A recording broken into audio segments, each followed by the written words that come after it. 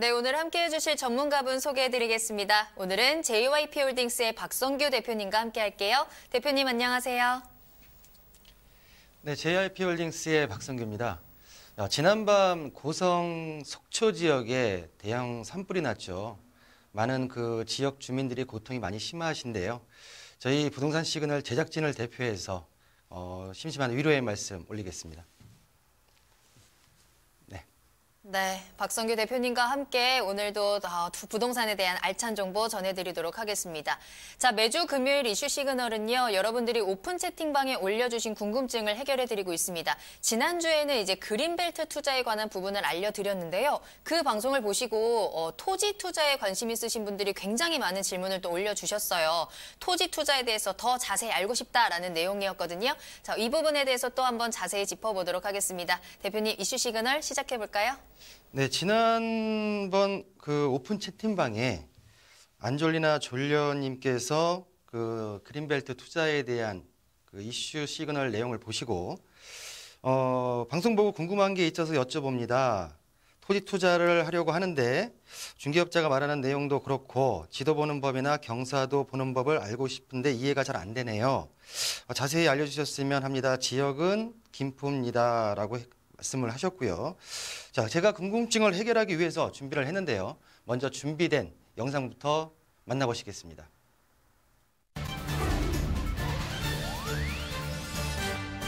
이멸한 산림이나 들판을 이루고 있는 숲, 습지, 황무지 등의 토지를 말합니다. 최근 여러 신도시가 들어서면서 임야 투자를 선호하는 투자자가 많이 늘고 있는데요. 임야 투자는 수익성과 환금성이 매우 뛰어나며 다양한 형태로의 용도 변경도 자유로워 무한한 가능성을 품고 있습니다. 또한 건물과는 다르게 유지 비용과 부수적인 지출이 없고 정부의 금융 규제로부터 자유로워 투자자의 특별한 관리 없이도 스스로 그 가치를 성장시키고 있는데요. 특히 우리나라는 무려 70% 이상의 토지가 모두 임야로 구성되어 있기 때문에 고수익을 기대할 수 있으며 건물에 비해 중장기적으로 안정적인 수익을 얻을 수 있다는 점과 다른 토지에 비해 단위 면적당의 단가를 절반 이하로 저렴하게 잡아 투자 계획을 세울 수 있고 훨씬 더 방대한 규모를 소유할 수 있다는 장점이 있어 투자자들의 관심이 늘어나고 있는 추세입니다. 오늘은 부동산 시그널과 함께 황금 재테크로 떠오르고 있는 임야 투자에 대해서 더 자세히 알아보겠습니다. 네, 저희 시청자분들께서 오픈 채팅방에 올려준 상담 내용을 가지고 이 시간을 준비를 해봤는데요. 일단은 계획 그린벨트 투자 내용을 보시고 또 임야 투자까지 어떤 부분에 있어서 유의사항이 있는지에 대해서 궁금해하시는 것 같고요. 다른 어떤 시청자분들께서도 오픈 채팅방에 궁금하신 부분을 올려주시면 저희가 그때 내용을 발췌를 해서 이렇게 소개해드리는 시간을 항상 가져보도록 하겠습니다. 자, 먼저 지금 우리 안졸리나 졸려님께서 지난주에 임야 경사도 계산하는 방법에 대해서 잘 이해가 안 된다라고 말씀을 하셨는데 임야 경사도를 우리가 좀 더 쉽게 만나보실 수 있는 거는 일단은 산림청 홈페이지 또는 산림정보 시스템이라는 사이트에 들어가시게 되면 좀 더 구체적인 내용을 확인하실 수 있다라고 말씀 좀 드리고요. 근데 시간이 이렇게 들어가서 시간을 볼 수 있는 부분 자체가 좀 불가피하다라는 분들에게는 좀 더 쉽게 대략적으로 정확하진 않지만 대략적으로 이 임야가 어느 정도의 경사를 가지고 있다라는 것을 알아볼 수 있는 계산 방법이 있습니다. 그 방법에 대해서 좀 말씀을 좀 드릴 텐데요. 일단 안졸리나 졸려님 같은 경우에도 임야 경사도에 대해서 궁금해하신 거에 있어서 지금 요 임야 지금 일정 특정 지역의 임야를 일단은 제가 지금 표시를 해놨고요. 지금 희미하게 잘 안 보이지만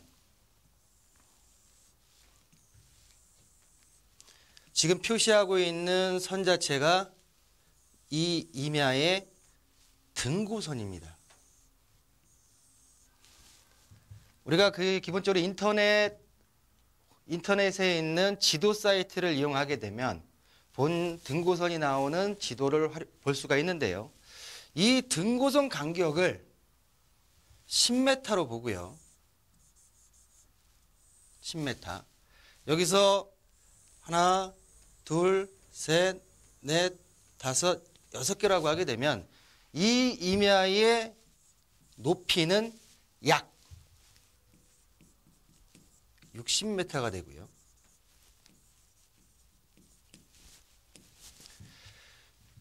지도 사이트에서 이 임야의 지점부터 전체 길이, 총 거리를 재봤을 때 이 거리는 144m가 나옵니다. 약. 그러면 이 높이를 거리로 나누게 되면 경사율이 나오는데요. 대략적으로 60을 140로 나누게 되게 되면 41에서 42% 정도의 경사율이 나오게 됩니다.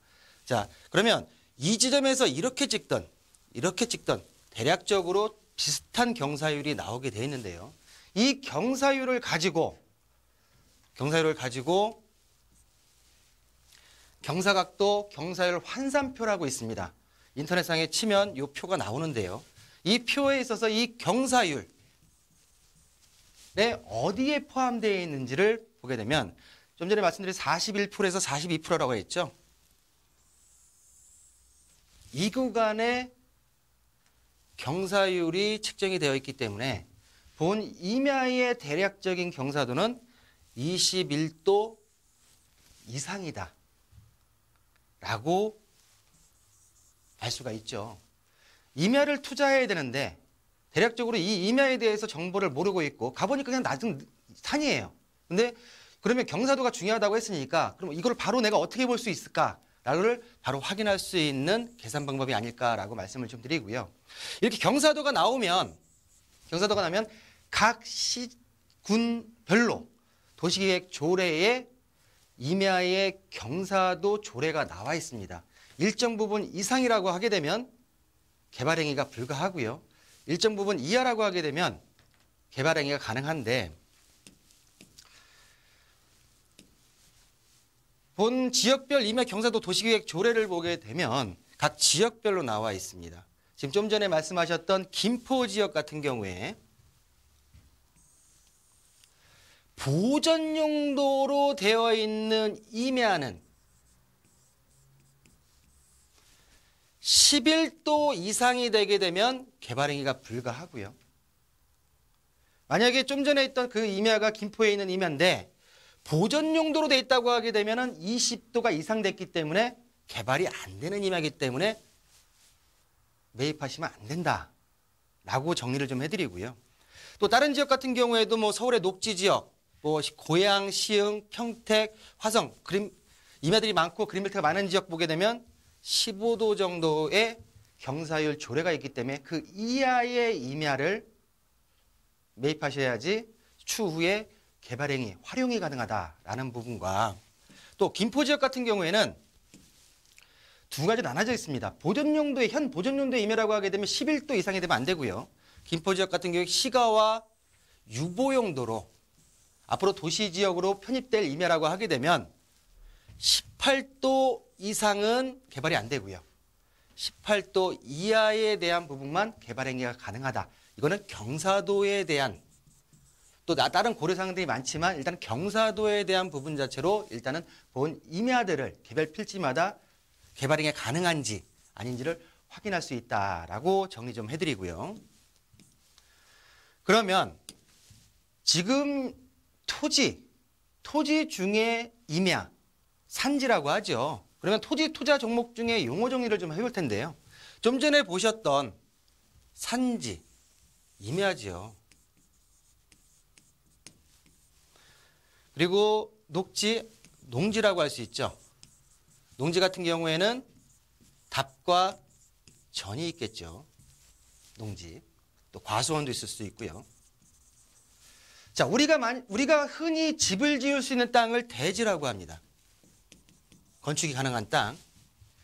대지들이 모여서 마을이 형성된 거를 택지라고 하고요. 쉽게 말씀드려서. 자, 대지나 택지는 가격이 비싸죠. 개발이 되어 있기 때문에.